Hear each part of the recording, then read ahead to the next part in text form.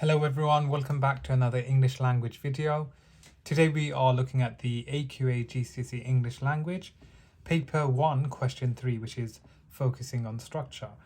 So the question itself is always the same every single year.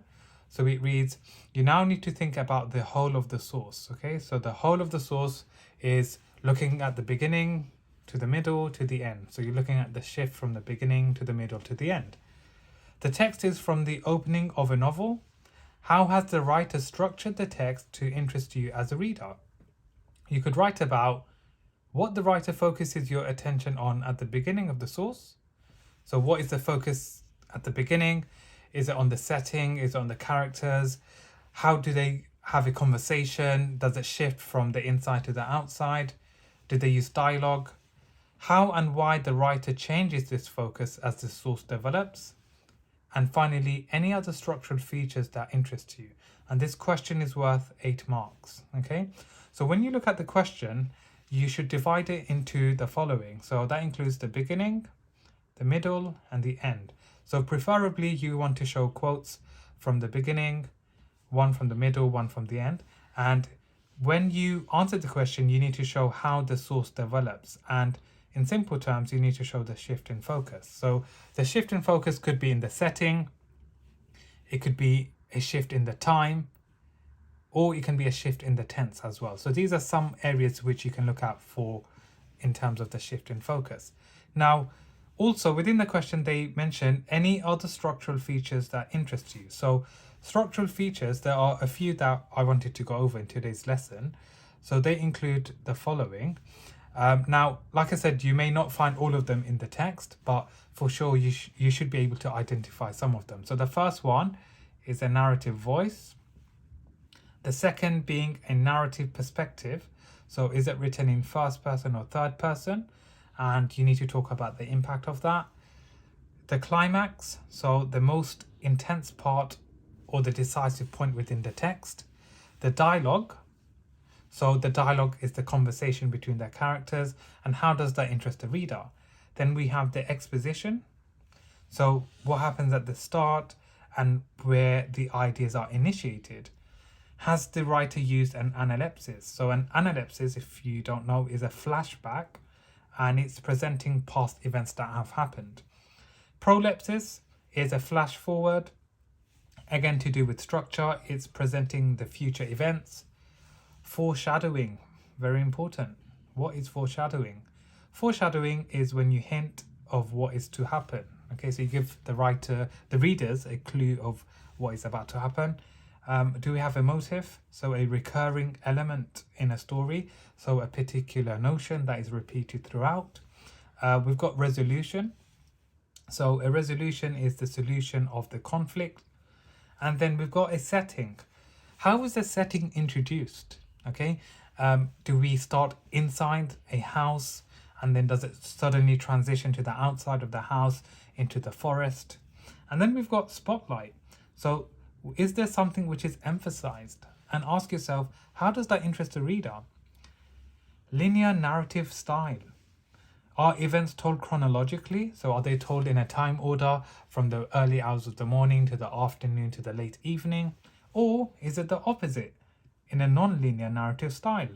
So this is where events are not told in a chronological order. And then we have a dual narrative style. So what is that? Again, it's to do with structure. This is where it's told from multiple perspectives, so from multiple viewpoints. And finally, we have a cyclical narrative style. So this is where it ends the way it begins. So how the text begins is the way the text ends. So for example, if they start the extract at the middle of a forest, okay, or in the middle of a forest, and they end the extract in the middle of a forest, that also is an example of cyclical narrative style. So these are all some structural features that you need to be aware of when answering the question. Now, what I wanted to look at is the mark scheme, as it's important for you to identify and look at why and how you need to score the top mark. So for band 4, 7 to 8 marks, what do you need to show? Number 1, your answer needs to be perceptive. So it has to be sophisticated. You need to look at the obvious and the not so obvious points for this question. For sure, it has to be detailed. So make sure when you analyze structure, your answer is detailed. And as we all say, talk a lot about a little. Analyze the effects of structure in detail using original, interesting ideas. Very important. Tell us the effects. What is the effect of using that structural technique? Carefully chosen quotes. So when you choose quotes, don't just pick out any random quotes.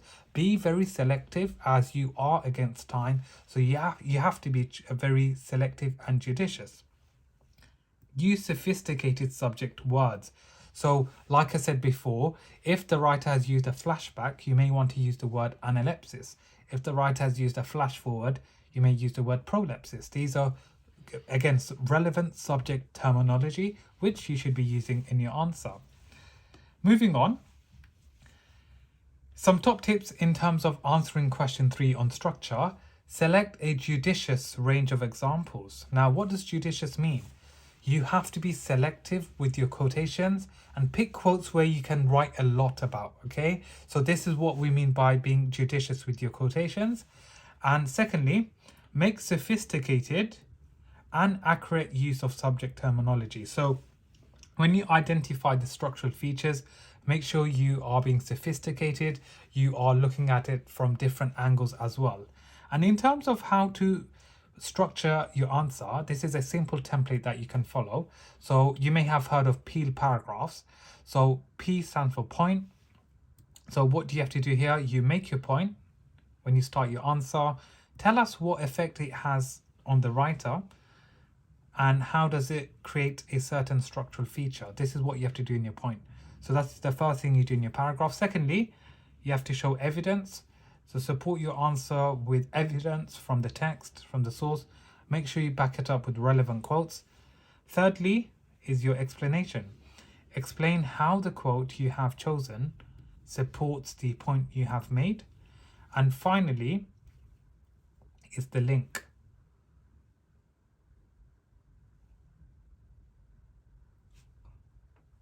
Which is when you summarize why the paragraph is relevant to the question.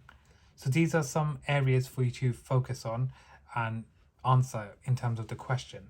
So you've got point, evidence, explanation, and link. So this is something that you can follow when answering the question. And you're looking to write approximately 3 peel paragraphs for this question. And if you can do this accurately, then for sure you can score yourself 8 out of 8. The main focus is on how we interest the reader. So if you can focus and write an answer tailored towards the reader and how it interests the reader, you should be able to achieve the top marks. And that takes us towards the end of the video. I hope you all have a better understanding of what structure is for the GCSE English language. Thank you for watching. Please subscribe, like and share for more education related videos. Thank you.